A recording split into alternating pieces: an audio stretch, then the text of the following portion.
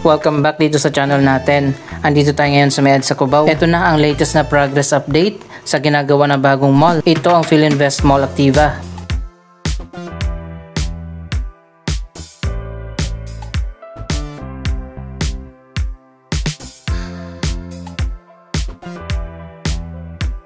Ang proyektong ito ay isang mixed-use development. Dito sa baba, magkakaroon ng 5-story mall. Sa taas ng mall, magkakaroon ng 2 office tower, 2 residential condominium, 1 office building, at 1 hotel.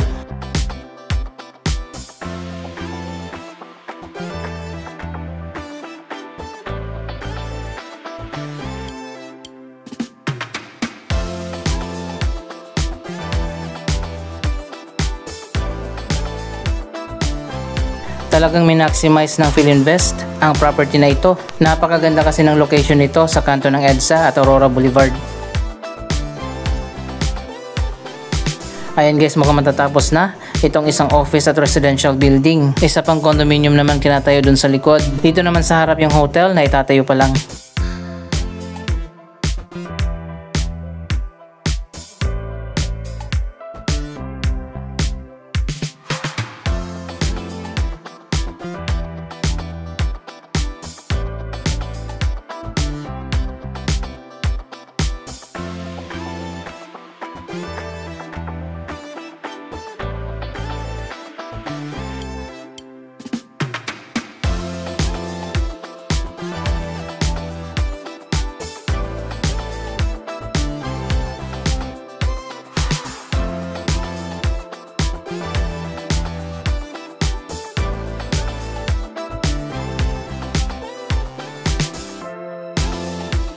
Kung titingnan natin, mukhang malawak din ang bagong mall na ito.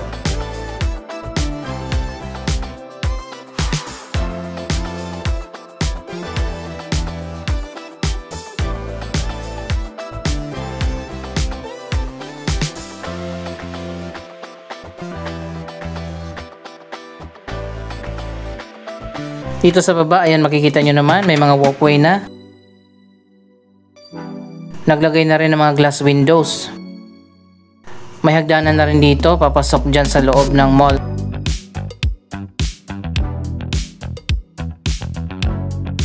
Medyo maluwag din pala yung walkway sa gilid ng mall sa may EDSA.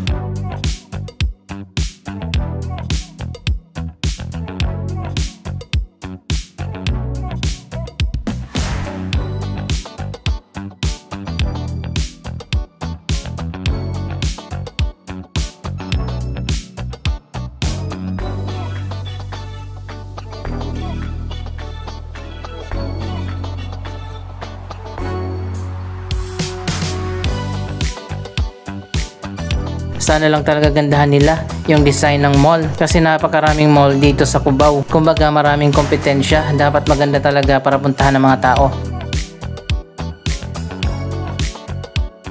Anyway, balikan natin ito sa mga susunod na buwan.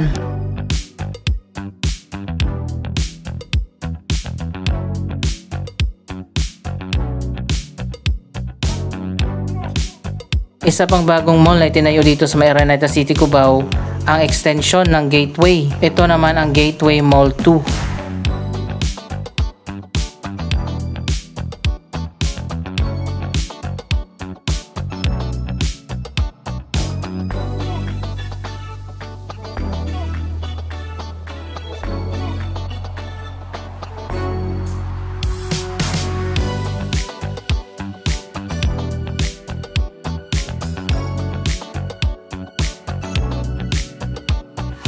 Napakaganda rin ng mall na ito na may church at hotel na connected sa mall. Silipin na natin kung ano ang latest na ganap dito sa loob ng Gateway Mall 2. Marami ng mga bagong stores ang nagbukas dito.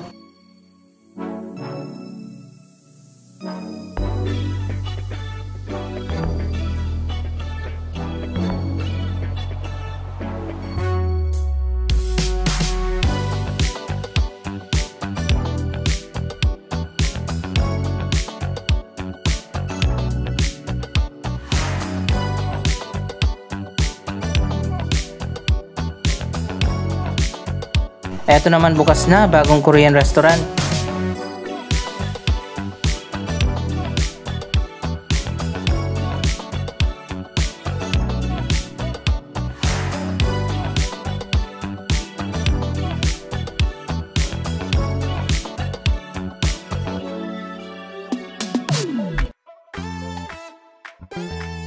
Marami mga flagship stores dito.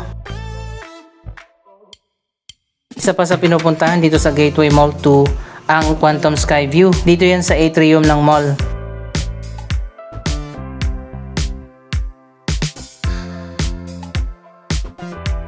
Ito ay isang giant LED billboard na inilagay sa ceiling.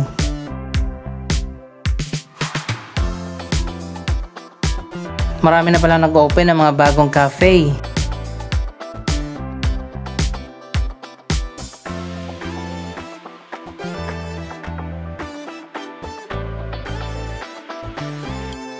Marami din ang mga restaurant dito. May Japanese, Chinese, Korean, may Filipino restaurant at iba pang international restaurants.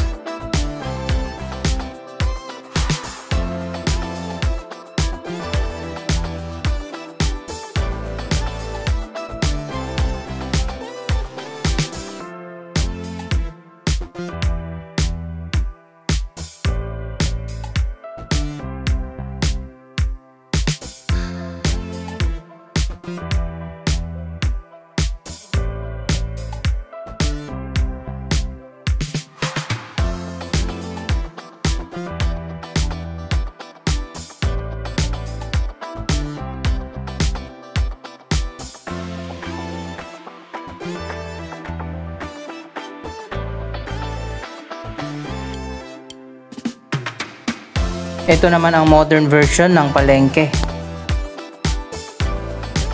May mga specialty restaurant din dito sa loob.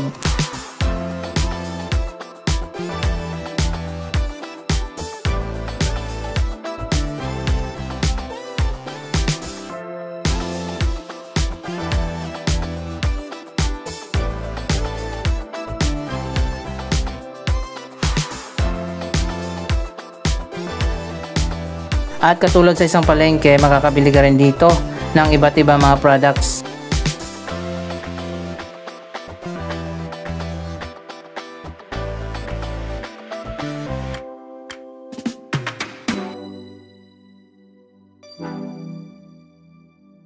Pero dito sa taas may mga vacant areas pa rin talaga.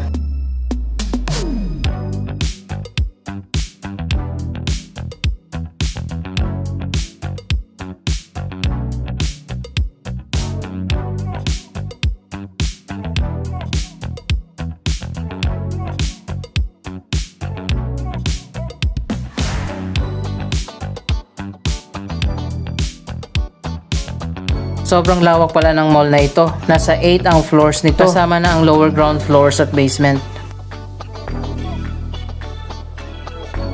Bukas na ang Robinson's Appliance Center.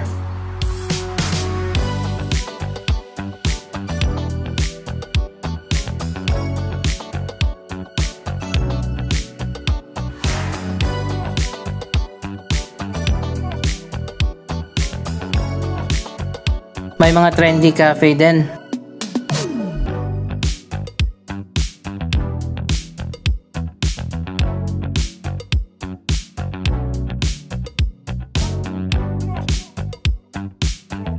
Bukas na rin ang Surge Fitness and Lifestyle.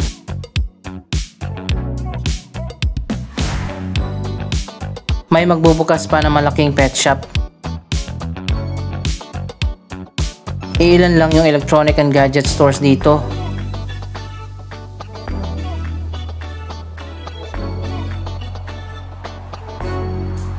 May bowling at billiards arena dito.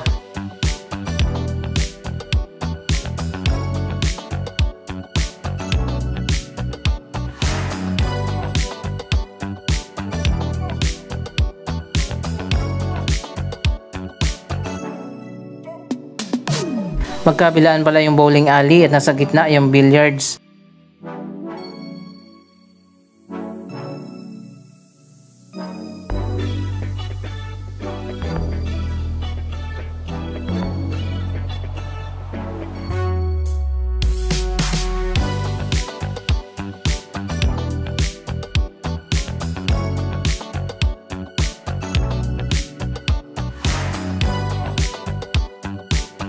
Ngayon ko lang na-realize, sa likod pala ng mga bowling pin na yan, may mga tao pala na nakabantay. Hindi talaga siya fully automatic.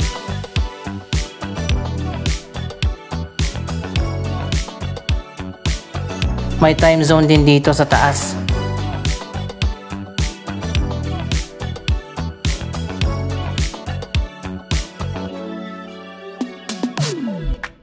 Andito naman sa taas ang napakaganda na cinema area. May VIP cinema din.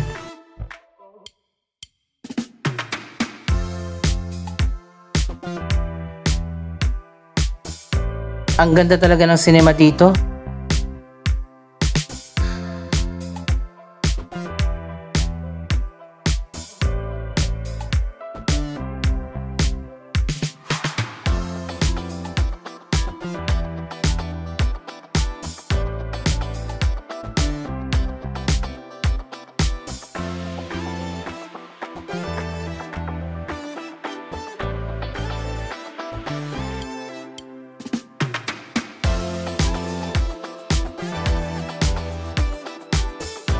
Ito ang The World Kitchens, kung saan meron talagang mga chef na magluluto.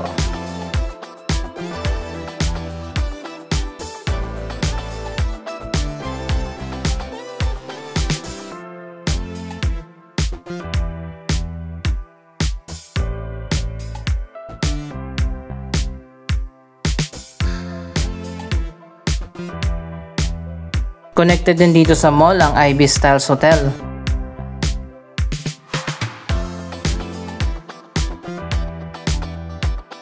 At ito naman ang 1,000-seater na church.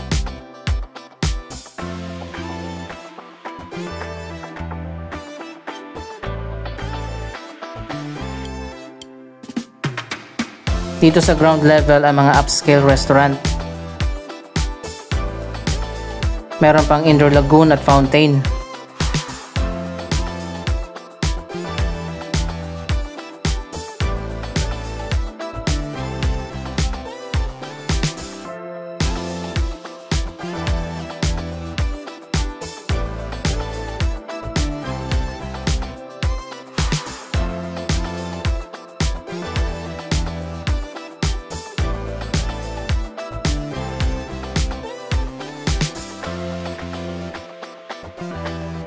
Maraming high-end restaurant dito at may mga cafe din.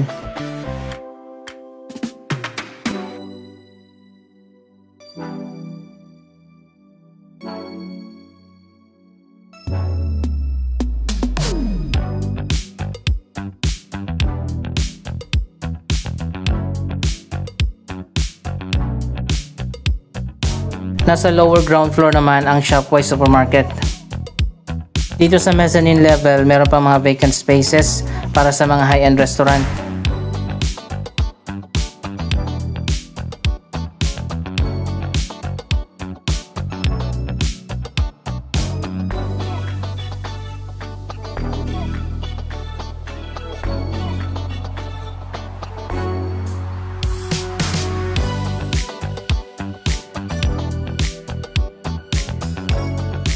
Pero sa ibang floors, halos fully occupied na ng mga malalaking stores.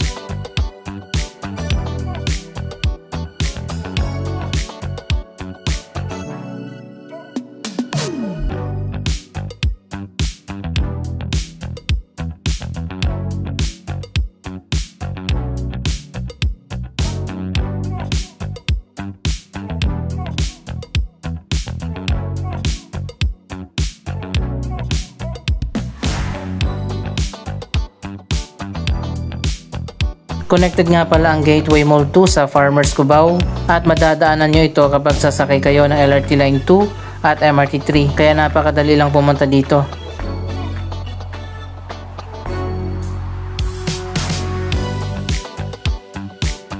Connected na rin ang bagong mall sa Araneta Coliseum.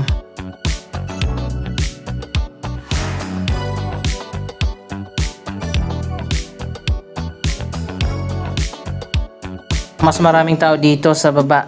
Dito kasi dumadaan yung mga commuters na papunta ng MRT o di kaya LRT.